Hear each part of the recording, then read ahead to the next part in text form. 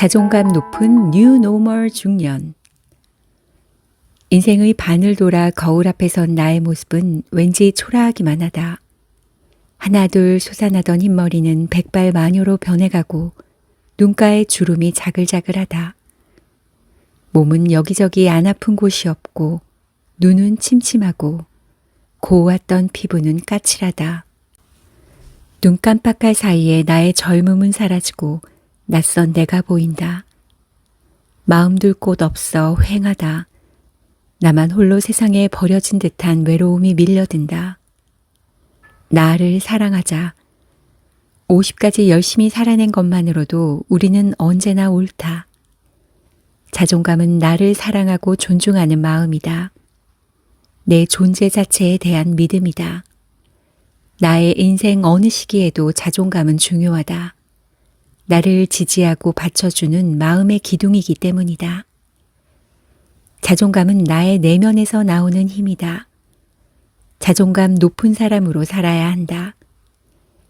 미국의 심리학자 너세니얼 브랜드는 자존감의 6기둥이라는 책에서 자존감이 높은 사람들과 낮은 사람들의 특징을 설명한다. 자존감은 살아있다는 사실에서 느끼는 기쁨이 담긴 얼굴과 태도, 말하고 움직이는 방식에서 드러난다. 자존감은 비판을 받아들이는 열린 태도나 자신의 실수를 편안하게 인정하는 마음에서 드러난다. 자존감은 완벽한 존재의 이미지와는 무관하기 때문이다. 자존감이 높은 사람은 자신의 정신을 신뢰할 뿐 아니라 삶을 운명적이거나 절망적인 것으로 여기지 않는다. 자존감은 상황에 흔들리지 않는다. 나를 믿는 든든한 내가 있으니까. 반면에 자존감이 낮은 사람들의 특징을 이렇게 설명했다. 자존감이 낮을 때 우리는 두려움에 쉽게 지배당한다. 스스로 자신을 평범하고 나약하며 겁이 많고 무능한 사람이라고 규정하면 그러한 자기 평가가 고스란히 자신의 행동에 나타난다. 낮은 자존감은 생각을 가로막을 뿐 아니라 왜곡한다. 낮은 자존감의 기반과 동력은 자신감이 아니라 두려움이다. 자존감이 낮은 사람은 남들이 어떻게 생각할까가 자신의 말과 행동의 기준이 된다. 실패할 것이 두려워 도전을 회피한다. 기준을 남들의 시선으로 잡지 말고 나로 바꾸어야 한다. 어떤 것을 도전할 때 이것은 내가 진정으로 하고 싶은 것인가? 나의 내면의 질문을 던져야 한다. 자존감을 높이는 방법이다. 자존감이 높은 사람은 나 자신에게 많은 기회를 준다. 자존감은 겉이 아니라 속이다. 속으로 집중할 때 강해진다. 나 자신을 사랑하면 다른 사람들도 사랑하게 된다. 시야가 넓어진다. 여기까지 온 내 삶을 사랑하고 지금 이 순간도 소중히 여긴다. 앞으로 남은 인생도 스스로 기분 좋은 삶을 살아야겠다고 다짐한다. 나를 긍정하고 사랑하는 마음이 생겼으면 여기서 멈추면 안 된다. 사랑하는 나를 위한 행동을 취해야 한다. 도전은 인생을 흥미롭게 만들며 도전의 극복이 인생을 의미 있게 한다고 조슈아 마린이 말했다. 어떤 분야에 열정이 생기는 것은 대부분 경험을 통해서다. 어떤 일을 좋아하게 되기 전까지 그것에 대해 잘 모르는 경우가 더 많다. 나를 인정하고 긍정하는 마음이 새로운 경험으로 이끌고 새로운 길을 보여준다. 도전과 성취로 이어지는 결과는 나의 자존감을 높여준다. 요리나 꽃꽂이를 좋아하고 소질이 있다는 사실은 직접 해보기 전엔 알 수 없다. 경험하지 않으면 내가 뭘 좋아하는지 영영 모를 수도 있다. 도전을 두려워하지 말고 열정을 키울 수 있는 문을 열어보자. 거창한 도전이 아니더라도 나에게 인생의 즐거움을 줄 수 있는 도구 하나만 꺼내어 보면 어떨까? 과거에는 행복의 조건이 정답처럼 정해져 있었다. 돈이나 명예, 권력, 가족의 무게추가 실렸던 반면 지금은 좀 더 개인화되고 경험을 중시한다. 나이가 든다고 마음까지 늙을까? 뉴노멀 중년이 뜨고 있다. 자기 개발에 투자를 아끼지 않는 중장년을 의미한다. 경제력을 바탕으로 체력 관리를 하고 취미 생활에 집중하며 문화를 소비한다. 뉴노멀 중년은 자존감이 높고 현재에 머무르기보다 변화를 추구한다. 과거와 달리 자기 개발과 문화 생활에 대한 투자를 아끼지 않는다. 이전 중년 세대와는 다른 라이프 스타일을 추구한다. 중년 여성들도 시간적, 경제적 여유를 자신에게 투자한다. refresh, 신선함, uncommon, 비범함, beautiful, 아름다움, young, 젊음의 영어 단어 앞글자를 딴 루비족이라는 말까지 생겨났다. 지금의 나를 인정하고 사랑하면 기분 좋은 에너지가 사방으로 뻗칠 것이다. 자존감을 높이기 위해서도 노력이 필요하다. 다른 사람과 비교하고 험담하고 질투하는 마음은 50쯤이면 접을 수 있다.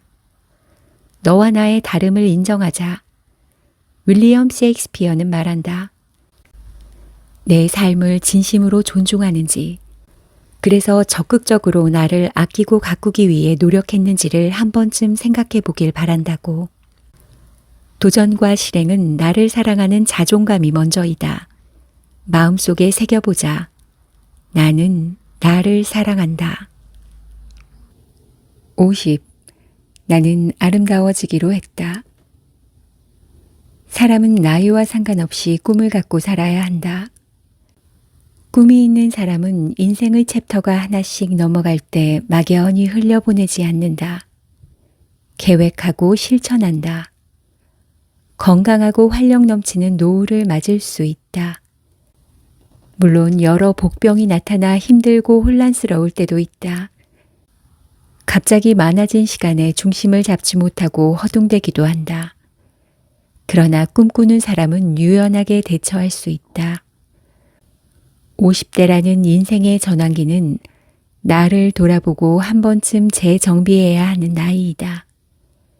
나의 에너지를 얼마나 잘 쓸 수 있는지, 무엇을 우선순위에 둘지 생각해야 한다.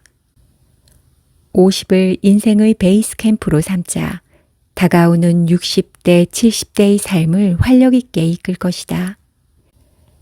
나는 이제 시작이다. 인생의 어느 때보다 활기차다. 50대엔 뭔가를 시작하기 늦었다고 생각하는가? 인생은 마라톤이다. 인생의 어느 나이에도 멋짐과 절정의 순간은 존재한다. 누구에게나 시작하기 가장 좋은 시간은 지금이다. 여성에겐 50대가 가장 아름다운 나로 살 수 있는 나이다. 누군가의 아내, 엄마, 며느리라는 조언에서 주인공으로 내 인생을 온전히 살 수 있다. 미국의 국민 화가로 불리는 안나 모지스는 75세에 미술을 시작했다. 70이 넘기까지 정식으로 그림을 배워본 적이 없었다. 어느 날 물감과 도화지를 보는 순간 어릴 때 꿈이 떠올랐다. 내 꿈이 화가였지. 그녀는 자신이 살던 농촌을 사랑했다. 자신이 사랑하고 좋아하는 마을과 생활의 모습을 소박하게 표현했다. 그녀의 그림은 사람들에게 행복의 메시지를 주었다. 모지스 할머니는 100세가 넘어서도 25점의 작품을 그렸다. 그녀는 100번째 생일을 축하하기 위해 모인 사람들에게 이렇게 말했다. 정말 하고 싶은 일을 하세요. 신이 기뻐하며 성공의 문을 열어줄 겁니다. 당신의 나이가 이미 80이라 하더라도요. 사람들은 늘 너무 늦었다고 말합니다. 하지만 사실은 지금이 가장 좋은 때입니다. 좋아하는 일을 천천히 해보세요. 때로 삶이 재촉하더라도 서두르지 마세요. 좋아하는 일을 천천히 하라는 모지스 할머니의 말에 깊이 공감한다. 그녀의 말대로 삶이 재촉하고 내 마음이 채근하더라도 때로는 차오를 때까지 참는 것도 필요하다. 아이 때문에 옴짝달싹 못하는 시간도 결국은 지나간다. 덧없이 지나가는 것 같아도 내공이라는 게 쌓인다. 간절함도 생기고 소중함도 안다. 모지스 할머니처럼 꿈이 차올라 넘치는 순간이 올 때 해도 전혀 늦지 않다. 오히려 나이 들어갈수록 인생을 즐길 수 있다. 불가에서는 어린 나이에 맞이하는 성공은 인생의 3대 재앙 중 하나라고 했다. 늦게 피어나는 사람들은 이런저런 시련과 실패를 거치면서 자신의 일에 대해 더 깊이 이해하고 감사할 줄 안다. 이런 과정을 거쳐 성공한 사람들은 거만하지 않고 쉽게 무너지지 않는다. 늦가기들은 주위의 성공에 질투하지 않는다. 나의 길을 뚜벅뚜벅 걸을 뿐이다. 실패는 부끄러워할 게 아니라는 걸 안다. 목표를 세울 때 조바심은 금물이다. 때가 되면 언제든 하게 돼 있고 늦을수록 좋다. 고대 그리스 철학자 아리스토텔레스는 행복을 에우다이모니아라고 했다.